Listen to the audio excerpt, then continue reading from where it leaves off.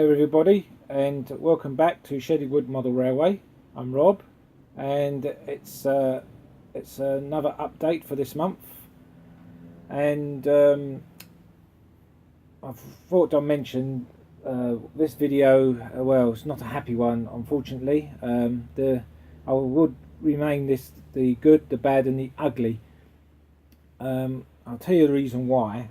First, we go on. Tell you about the good. We've been on holiday for about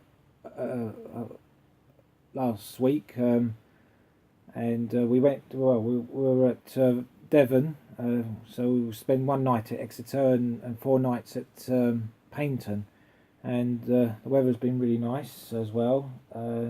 Lots of things to do there.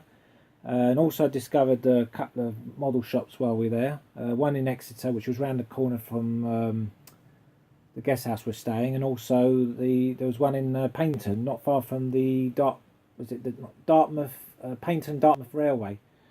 Anyway, these are the new stuff I got here. I was going to show you. First of all, I bought these pipettes. These are going to be used for applying the ballast in the future, and I'll tell you the reason why as well in just a sec. And also I bought a couple of wagons. These are the Oxford Rail. This is the Eastern Region or LNER cattle wagon.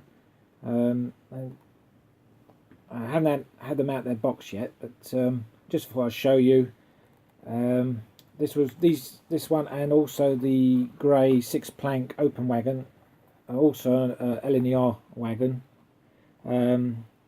This was also, all three of these were bought from the Paignton model shop, as you can see. Even though there was a couple of items I did buy from the Exeter shop called the model shop, and only bought another bag of ballast and some solder. That's about it. But they're both are very good shops, but there's not many model shops about, like you say, you know, like I said before. Anyway, let's move on to the good to the bad. As you can see, the ballast has now been put down. This was done before we went away, and but however, there's a but, because unfortunately, it's not all good news, because even I had it all tested before. Once the glue was all dried, I've had the trains running. The points are running okay. So left it for 5 days. Came back days later, and we tested out all the points. Found 2 broken. First of all, this one's had it now. This is all had to be run manual because the motor's been taken off. The reason, because some of the glue has got onto the motor, the pin got stuck, and I thought the blade got stuck, was glued down, and even I foolishly tried to move the blades, and it bent the motor. So at the moment the motor's been disconnected, and we're going to have to replace it. So I'm not very happy about this, but and also this point here, which is in the goods yard, is also broken. As you can see, it's one of the old points I've had since the 90s. As you can see, the blade has come away from the stretcher bar, so that's had to be replaced, which means all this is going to have to be ripped up. However, I'm glad I'm not going to move this goods shed, because there's no track pins in there. So once the track pins are removed and lift the track, or just carefully move it through the goods shed, and then put a new track. So I'm not very pleased about it, but otherwise all this work for nothing, because if all that fails, then a whole lot's got to come out again. All that good work wasted. So that's pretty bad, really. So now I'm going to move on to the ugly one.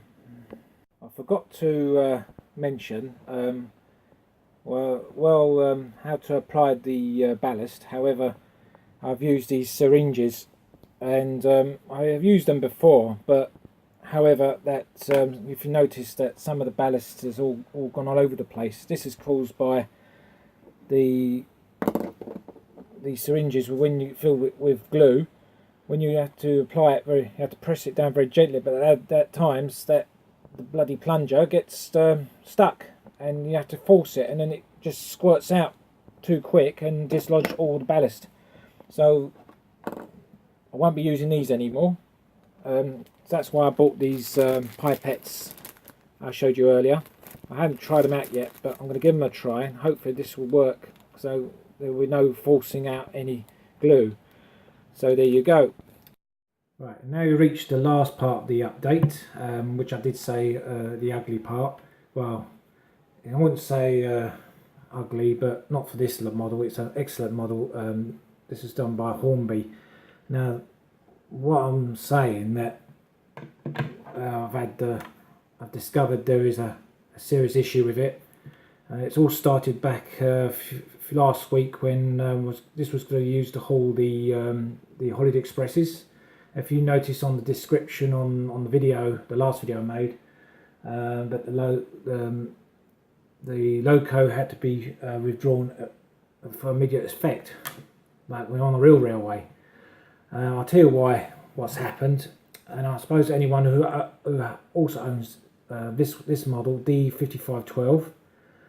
I can't think what the catalogue number is, but anyway, I'll just get the camera to focus. Now I'm going to show you what's happened. What I discovered, that as you can see, there's a split there, and part of the cab is sort of bent upwards, and also on the same goes to the other side as well, as you can see. It's not very good. Yeah, there's another split there, see, and that's also bent. And there's also, I don't know if the camera will pick it up, but there's also a slight crack in the corner somewhere. I think it's on this side. Hang on. It's not very easy doing this. Right here, yeah, there it is. There's the crack, the split.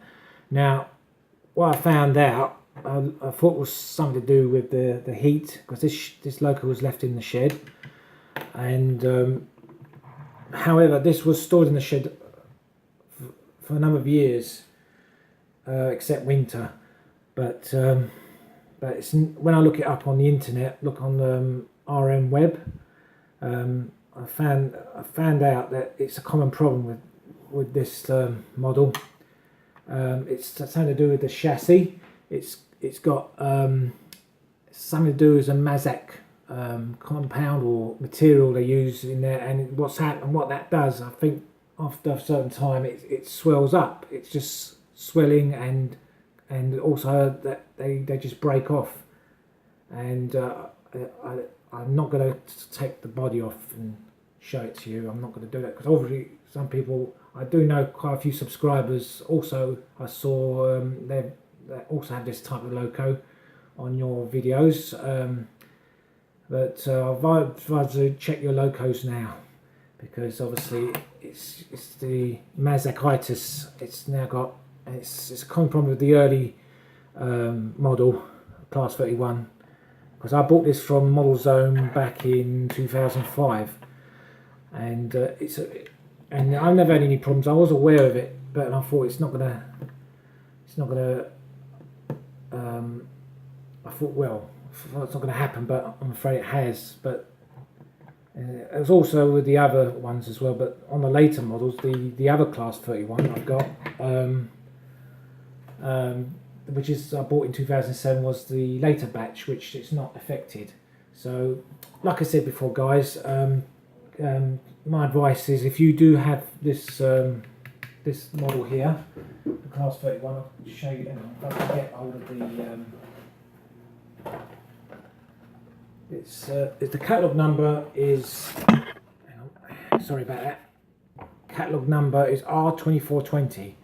So if you do have this loco in your collection, check it now, because I do know that, like I said before, I do know that I've seen a couple of your subscribers have got the loco, and it could by now it could suffer from mastitis by now. Anyway, and also I need some advice for you guys what to do, because I don't want to. I would like to see this loco back on the layout, but I don't want to chuck it away. I mean, it's too good to be chucked. It's just that the chassis is had it, and whether Hornby would replace it, if I contact them and what they say, will they replace the chassis, and also that is it possible that if I bought another Class 31 with say like a later version, not in this livery but in like sort of Rail Blue or Dutch livery, is it possible to change is to swap the body? That way I just discard the chassis and use the parts of it for parts, and that way that should work fine, because also it's got some LED lights as well. I just want an advice what to do. Is it easier to swap the body on a later Class 31? Anyway, so just leave a comment below, and that'll be grateful, and it'll be much appreciated. You're welcome. And anyway, so that's that. I think that's it for now. That's all I can say. Back on the only good thing I'll say, that I've reached 250 subscribers. So thank you very much to those who enjoy watching my videos and those who support me. Much appreciated, and which I'm really glad. And anyway, so I better go now. Thanks for watching, and bye for now. Bye.